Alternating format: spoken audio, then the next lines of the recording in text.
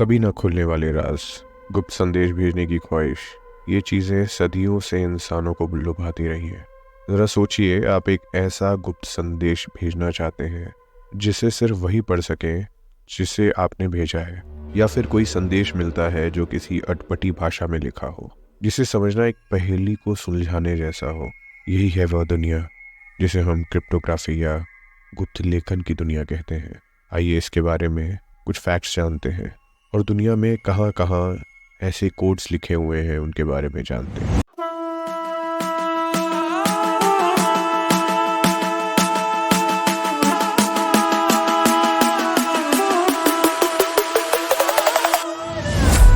नमस्ते, आप सुन रहे हैं toss the other side story. यह सिलसिला हजारों साल पुराना है। जरा मिस्र के पिरामिडों के अंदर की बात करते हैं। लगभग 1900 सेंचुरी में एक्सकेवेटर्स को यहाँ की दीवारों पर लिखे कुछ अजीबोगरीब चित्रलिपि, जिसको हायरोग्लिफिक्स कहते हैं, मिले। ये वो चिन्ह थे जो आमतौर पर इस्तेमाल नहीं किए जाते थे। माना जाता है कि ये कोई सीक्रेट कोड नहीं था, बल्कि शायद उस वक्त के जानकार लोगों के लिए एक मजेदार पहेली थी, या फिर किसी खास तरह का संदेश था। कुछ साल बाद मेसोपोटामिया की धरती पर भी ऐसे संकेत मिले। 1500 बिफोर क्राइस्ट की मिट्टी की टैबलेट्स पर लिखे कुछ चिन्ह दरअसल किसी खास तरह की सिरेमिक मिट्टी बनाने के नुस्खे थे। उस जमाने में ये किसी व्यापारी के लिए महत्वपूर्ण व्यापारिक रहस्य हो सकते थे। यानी क्रिप्टोग्राफी का इस्तेमाल सिर्फ राजाओं महाराजाओं के बीच संदेश भेजने के लिए नहीं, बल्कि आम लोगों के बीच अपने फायदे के लिए भी किया जाता था। आगे चलकर प्राचीन स्पार्टन नामक योद्धाओं ने अपने गुप्त संदेशों के लिए एक खास तरीका इजाद किया। वे चमड़े की पट्टी लेते थे, उस पर अपना संदेश लिखते थे, फिर भी इस पट्टी को एक डंडे पर लपेट देते थे। इस लकड़ी को स्काई टेल कहा जाता था। डंडे को खोलने पर लिखा हुआ संदेश दिखने में काफी गड़बड़ लगता था। जिससे ये संदेश मिलता था वो उसी तरह की गोल लकड़ी पर चमड़े की पट्टी लपेटकर उस गड़बड़ संदेश को असली संदेश में बदल सकता था। धीरे धीरे क्रिप्टोग्राफी का दायरा बढ़ता गया। रोमन साम्राज्य के जूलियस सीजर एक ऐसा ही कोड इस्तेमाल करते हैं जिसे सिर्फ सीजर साइफर के नाम से जाना जाता है। इस कोड में हर अक्षर को 3 अक्षर आगे खिसका दिया जाता है। मान लीजिए SECRET सीक्रेट लिखना है तो सीजर साइफर में VHVHGL हो जाएगा। सीजर साइफर आजकल काफी कॉमन हो गया है, पर जो इसको जानता है वही आपस में संदेशा पहुंचाने के लिए इस्तेमाल करता है। आगे चलकर क्रिप्टोग्राफी के तरीके और जटिल हो गए। किताबों में छिपे संदेश, गुप्त संकेतों वाली अंगूठियां, यहाँ तक कि फूलों की व्यवस्था तक का इस्तेमाल गुप्त संदेशों को भेजने के लिए किया जाने लगा।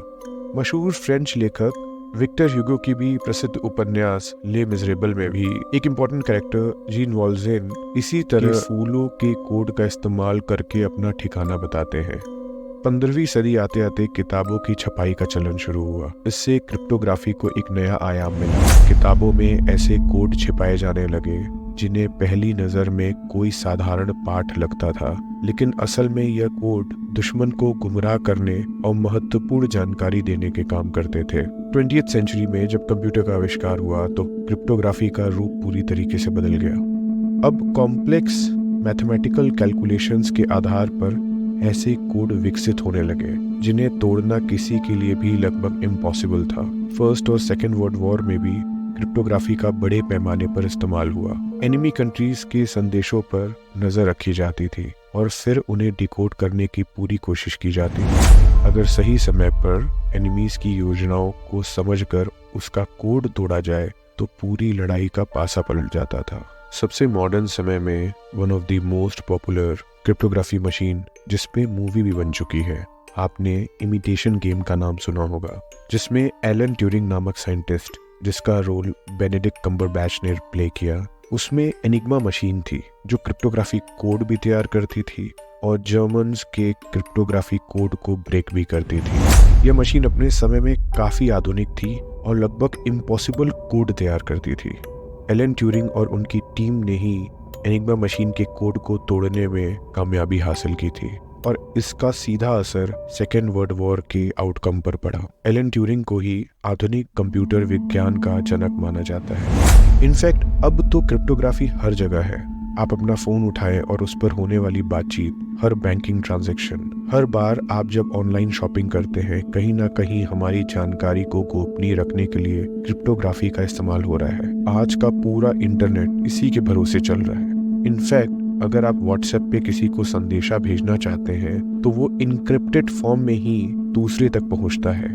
आपको थोड़ी सी तकनीक बता दूं, आधुनिक क्रिप्टोग्राफी कैसे काम करती है। सबसे अहम होता है इंक्रिप्शन, यानी किसी संदेश, किसी प्लेन टेक्स्ट को ऐसे कोड जिसको साइफर टेक्स्ट में कहते हैं उसमें बदलना। साइफर टेक्स्ट को समझना काफी मुश्किल होता है, इसके लिए काफी कॉम्प्लेक्स एल्गोरिथम का यूज होता है और कोड खोलने के लिए डिक्रिप्ट कीज यूज होती हैं और इसी के बाद उस कोड को प्लेन टेक्स्ट में वापस से कन्वर्ट किया जाता है, जैसा आजकल व्हाट्सएप में है, मैंने आपको बताया अभी।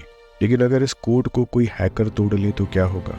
हम सबने फिल्म में माहिर हैकरों के किस्से देखे होंगे जो पलक झपकते ही कोड तोड़ लेते हैं। असल में क्रिप्टोग्राफी के सिद्धांत इस तरह बने हैं कि किसी कोड को तोड़ने में या तो कई साल लग जाए या फिर इतने बड़े सुपर कंप्यूटर की जरूरत पड़े। अक्सर बड़े बड़े हैकर्स अपने पास नहीं रखते हैं।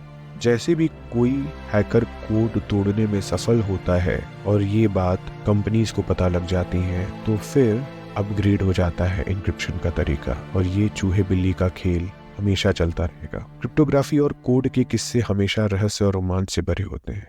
एक तरफ इसे तोड़ा जाता है और तीसरी तरफ इससे भी मजबूत कोड बनाए जाते हैं। कुछ जानकारी इतनी संवेदनशील होती है कि सदियों बाद भी इनका खुलना काफी सनसनी पैदा कर देता है। कुछ कोड तो इतने गहरे हैं कि आज तक उन्हें कोई नहीं समझ पाया, जैसे वॉयनिक मैन्युस्क्रिप्ट। ये 15वीं सदी की एक किताब है जो एक अज्ञात भाषा और चित्रों से भरी पड़ी है। सदियों से क्रिप्टोग्राफर इस किताब के रहस्य को सुलझाने का प्रयास कर रहे हैं, पर आज तक भी कोई कामयाबी नहीं मिली। क्रिप्टोग्राफी के फैन सिर्फ कोड बनाने और तोड़ने वाले ही नहीं है, कई बार इन कोड को समझना भी एक खेल है। दुनिया भर में ऐसे कई ग्रुप्स हैं जो मुश्किल कोड को समझने का चैलेंज उठाते हैं, जैसे कि क्रिप्टोस स्टैचू। ये अमेरिकी CIA के मुख्यालय में है। मूर्ति पर खुदे 4 इनक्रिप्टेड संदेश हैं, जिनमें से 3 को समझ लिया गया है, पर चौथा हिस्सा आज भी कोड ब्रेकर्स के समझ के परे है। हम मनुष्यों को अपनी बातें सीक्रेट रखने का शौक काफी पुराना है। क्रिप्टोग्राफी ने इसी शौक को विज्ञान के दायरे में ला दिया है और हम सबके अपने छोटे या बड़े सीक्रेट्स भी होते हैं जो हमारे अलावा कोई नहीं जानता। हम ही इसको अपने मन में इन